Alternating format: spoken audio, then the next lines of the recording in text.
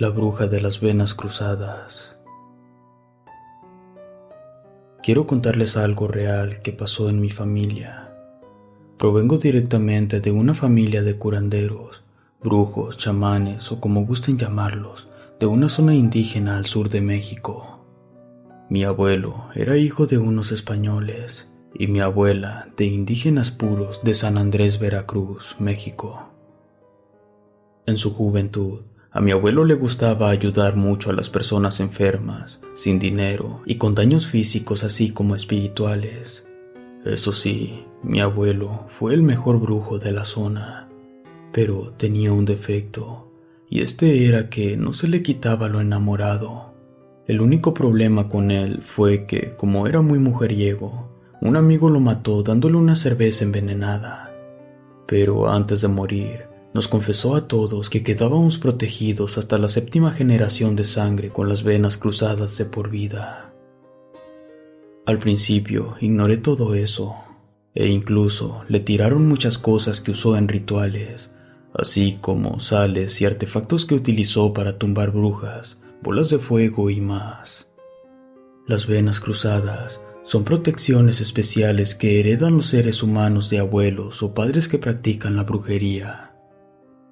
En fin, es una herencia que te dejan de por vida, con la cual nadie te dañará, y si te hacen mal o daño, este se bloquea.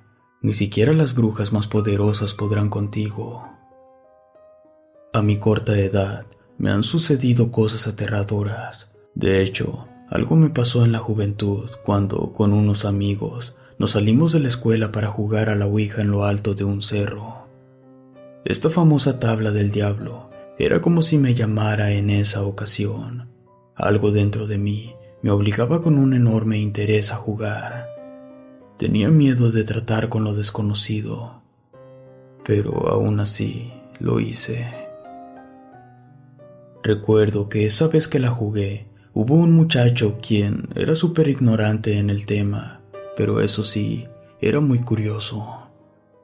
Por mi parte, me pasaban cosas impresionantes, y todo eso, cuando inicié sesión con la ouija, invoqué a un ser de oscuridad. Le hice tantas preguntas tontas y fue ahí donde este demonio se enojó. Esa noche se le manifestó a mi amigo Miguel. Se metió en él, le cambió la voz y sus ojos se salían de sus órbitas. Fue que corrimos despavoridos bajando por el cerro entre la nopalera, dejando allá arriba a nuestro amigo poseído. Según nosotros, habíamos dejado la tabla tirada, cuando, sin más, apareció de nuevo en la mochila de una compañera. Así que mejor la tiramos de nuevo, y creímos que eso pondría fin a este evento. Lo malo de todo es que a mi amigo jamás lo volvimos a ver. La verdad, se me quitó un poco lo curiosa esa vez. Después llegaron las vacaciones escolares, y mi mamá se fue por mi uniforme a mi pueblito de Veracruz. Recuerdo que estaba meciéndome en una hamaca de hilo, cuando de golpe llegó una sombra y me paró en seco para lastimarme. Fue tal el dolor que mis oídos se me taparon, y desde esa vez tengo un extraño don. Comienzo a escuchar ruidos y voces extrañas como de demonios. Estos me susurran cosas horribles. Desde ese día, comencé a mirar un remolino oscuro en mi alrededor. En una ocasión, yo estuve en medio de él y no podía moverme ni nada. Solo estaba aterrorizada porque no aguantaba eso que me pasaba. La realidad era que no podía gritar ni salir corriendo. Solo escuchaba a mi mamá y abuela platicando en la cocina. Fue que en mi mente se me ocurrió rezar un Padre Nuestro. Y lo recé hasta que esa cosa se fue. Ahí olvidé besar mis venas cruzadas e invocar mi protección. Al despertar por completo, grité tan fuerte que todos se asustaron. Mi abuela trajo cenizas de palma bendita, ya que dijo que de nuevo habían venido demonios a mi vida porque sabían que heredé los 3 libros negros. Los demonios olían mi fe. Por eso, cuando rezaba hincada, estos me tocaban incitándome a despertar al diablo. De esos 3 libros ocultos que hasta ese momento no conocía, Uno tenía la portada de piel humana, el libro más grande. Es sin duda un título que apareció al famoso Códex. Por protección y por el bien de los seguidores, no puedo mostrar fotos ni nada de esto. De hecho, está considerado como el manuscrito más grande conservado en su época en el estado de Veracruz. De solo verlo se te congela la sangre, ya que contiene 624 páginas con tinta roja como la sangre, azul, amarilla, verde y oro, e incluye un buen número de ilustraciones explícitas. Es raro porque también de su interior faltan algunas páginas, así como uno que existe en otro país. Comentarios afirman que en algún momento de la historia fueron arrancadas, ignorando el contenido que pudieran tener, posiblemente un conjuro para despertar a los muertos o demonios, pero afirman que este también fue escrito por un ente pagano y que iba en contra de lo que la iglesia actual manifiesta. Esas amenazas debían ser eliminadas antes de que el ser humano se destruyera solo. Se rumora que podría tener textos que expliquen la manera correcta para invocar a Satanás o para causar gran daño a personas e imperios, y por qué no, al mundo entero. El poder que se supone que tiene el tercer libro está en su principal escrito. Está comprobado por mi tío que es una real amenaza para muchos de nosotros, porque te enseña cómo tumbar y bloquear bolas de fuego para eliminarlas del camino, tal como mi abuelo solía hacerlo.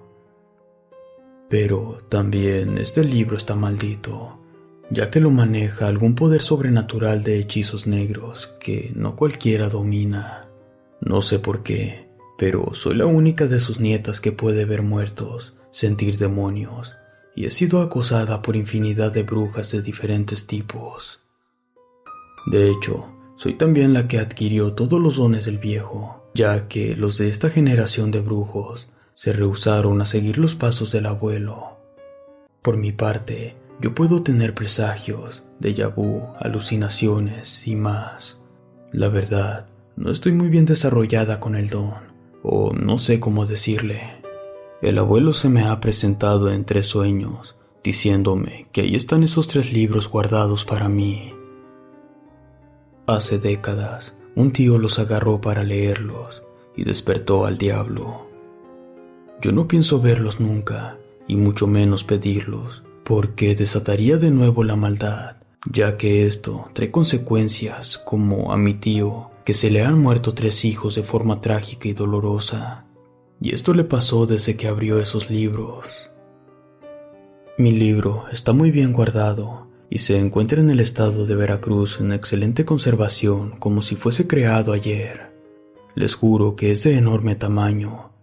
Yo lo sigo soñando y tengo un don que no quiero desarrollar aún por completo, ya que así me siento muy bien. Aunque si me hacen enojar y pienso en algo malo, esto se cumple. E incluso puedo destruir a los brujos y pelear con demonios. Todo lo que yo quiera, ya que soy una bruja con venas cruzadas y estoy protegida contra cualquier daño.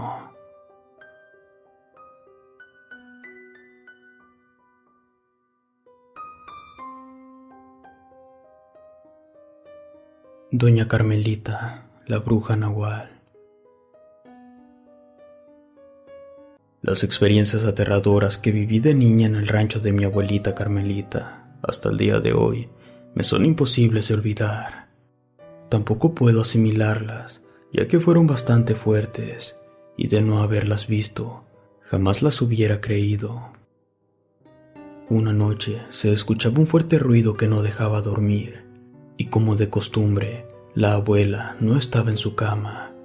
Los perros aullaban y, a lo lejos, se escuchaba como algo enorme y pesado se acercaba al rancho, ya que los burros, caballos y cerdos que teníamos en la granja se callaban de miedo al estar cerca a este animal. Mi hermano me insistió que ya no fuéramos a investigar y que mejor esperáramos a la abuela, quien, como siempre, salía a altas horas de la madrugada al bosque, quién sabe a qué. Le insistí a mi hermano que por lo menos nos asomáramos por una vieja puerta de madera, para ver que la abuela regresara con bien. Y así lo hicimos. Nos asomamos por un orificio de la puerta y lo que miramos esa madrugada nos petrificó al grado que casi nos da un paro cardíaco a ambos. Ahí fuimos testigos de la llegada al patio de un enorme jaguar negro, el cual en su hocico traía arrastrando a un gran cerdo de color marrón. Ya no se movía. Minutos después, lo puso a un lado de la piedra prehispánica que mi abuelita adoraba. Y por casualidad, era en esa misma donde cada noche la abuela desaparecía. Con enorme curiosidad, pero con miedo, no perdimos detalle de los movimientos de este felino y lo seguimos mirando hasta que mi tío, muy molesto, nos pegó en la cabeza. Cuando volteamos y miramos al tío, estaba muy furioso porque nos habíamos levantado de la cama. Le quisimos decir que en la piedra maya del patio estaba parado un jaguar con un cerdo, que teníamos miedo que se encontrara a la abuela de regreso, que por favor fuera a esperarla, o por lo menos que asustara a este felino. Pero mi tío seguía muy molesto y nos dijo que dejáramos de meternos en asuntos de la abuela, que eran cosas muy difíciles de explicar y además que éramos muy niños para entenderlo. Así que nos jaló de los pelos y nos obligó a dormir. Pero también sentimos como que él temblaba cuando se alejó junto con nosotros. Unos 2 minutos después llegó la abuela muy sucia y con algo de sangre en la cabeza, ya que al parecer algo la había lastimado. Nosotros creíamos que esta fiera la había atacado. Al vernos despiertos, se molestó mucho con mi tío y en dialecto prehispánico le dijo que cómo era posible que fuéramos tan curiosos, que ya quería que nuestros padres nos llevaran de regreso a nuestra casa. Después, muy molesta, le ordenó a mi tío que le ayudara a meter a la cocina a un cerdo que estaba en el patio, para que de inmediato cocinaran la carne antes del amanecer. Este cerdo pesaba mucho, porque ni siquiera entre los dos lo pudieron meter tan fácilmente. Antes del amanecer, ya estaba el agua caliente, le quitaron los pelos y comenzaron a cortar la carne con unos enormes y afilados cuchillos.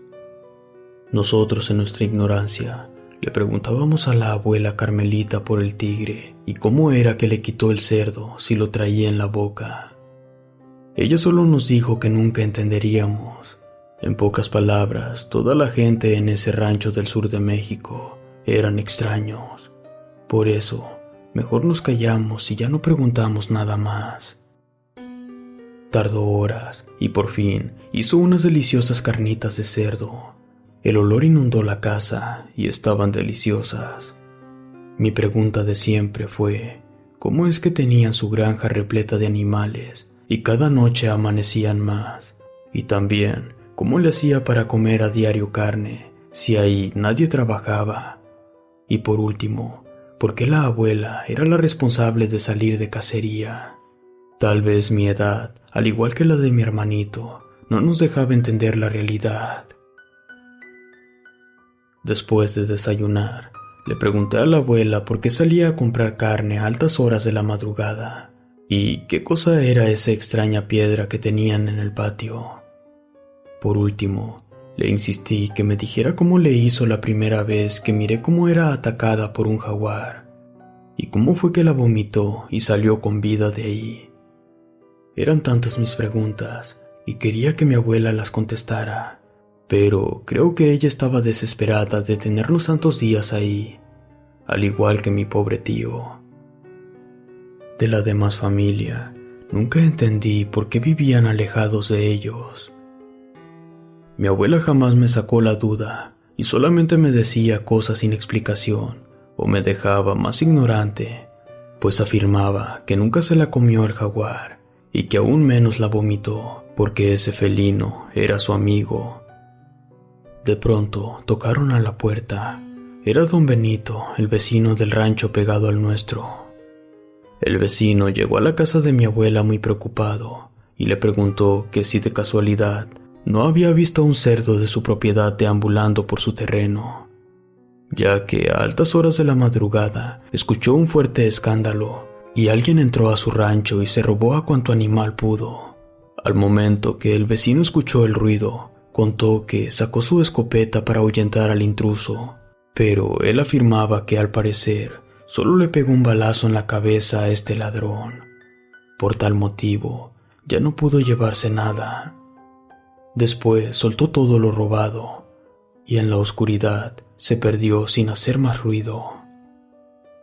El campesino contó que le siguió las pisadas, pues este ladrón no traía zapatos, y estos se perdieron cerca de la casa de mi abuela. La abuela de inmediato se sobó la cabeza, donde aún le brotaba un poco de sangre, y le dijo al vecino que la disculpara, que no había visto ni escuchado nada extraño, pero que no se preocupara, que posiblemente el cerdo regresaría más tarde, que por lo pronto se comiera un plato de chicharrón con salsa y frijolitos, y al despedirlo le dio carne para llevar. Era increíble la forma en que mi abuela cada vez era descubierta de mi parte como una de las últimas brujas nahuales del sur del país, pero esta se convertía por lo menos unas 3 veces por semana en este poderoso ser, del cual a mi corta edad jamás había escuchado. Mis padres tardarían 15 días más en regresar por nosotros, así que traté de aprovechar el resto de las vacaciones que aún me quedaban, y no sabía las sorpresas que aún me esperaban. Poco a poco descubrí el por qué mis padres por años se alejaron de la vida de la abuela y mi tío. Así como el resto de hermanos, todos amaban a la abuela, pero no le perdonaban el tipo de vida que llevaba, además de la sedentaria forma de vivir que tenían, ya que hacían cosas prohibidas por Dios y la humanidad, al grado que nosotros éramos cristianos, y eso principalmente era recriminado por mi madre, quien fue la que por años prohibió las visitas a Xochitlán, entre los límites de Veracruz, Tabasco y Chiapas, un afamado corredor de nahuales y brujas, extraños seres que aún habitan en esa extensa selva mexicana.